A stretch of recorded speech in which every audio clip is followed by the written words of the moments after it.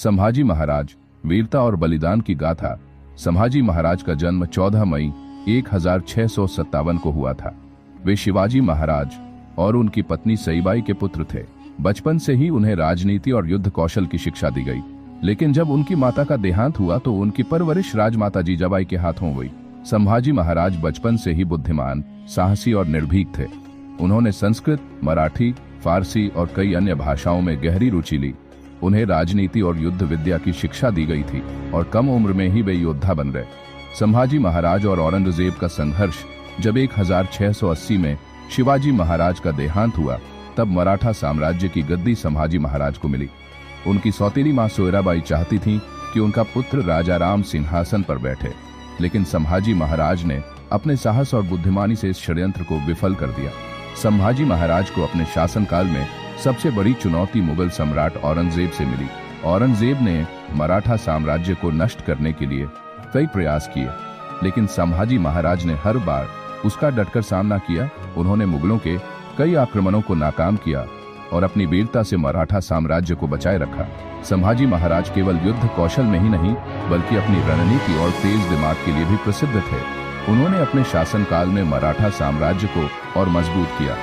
उनके नेतृत्व में मराठा सैनिकों ने दक्षिण भारत में कई महत्वपूर्ण युद्ध जीते।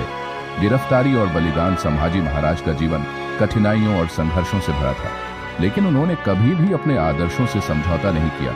1689 में जब वे संगमेश्वर में थे, तब मुगल सेनापति मुफ्फर खान और गद्दार गिरधर ने धोखे से उन्हें पकड़ लिया।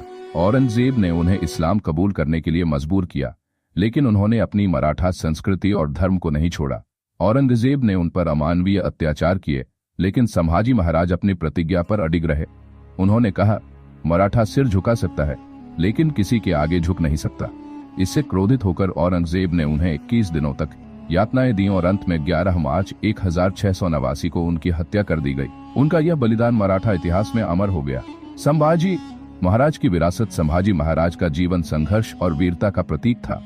उनके बलिदान के बाद मराठाओं में एक नई ऊर्जा जागी और उन्होंने मुगलों से संघर्ष जारी रखा। अंततः उनके छोटे भाई राजा राम और बाद में पेशवाओं ने मराठा साम्राज्य को और मजबूत किया। संभाजी महाराज के बलिदान ने यह साबित कर दिया कि सच्चे योद्धा कभी हार नहीं मानते। वे आज भी महाराष्ट्र और पूरे भारत में वीरता और शौर्य के प्रतीक माने जाते हैं। उनका जीवन हमें सिखाता है कि अपने सिद्धांतों और मूल्यों के लिए हर परिस्थिति में अडिग रहना चाहिए। निष्कर्ष, छावा केवल एक उपन्यास नहीं, बल्कि एक वीर योद्धा की अमर कहानी है।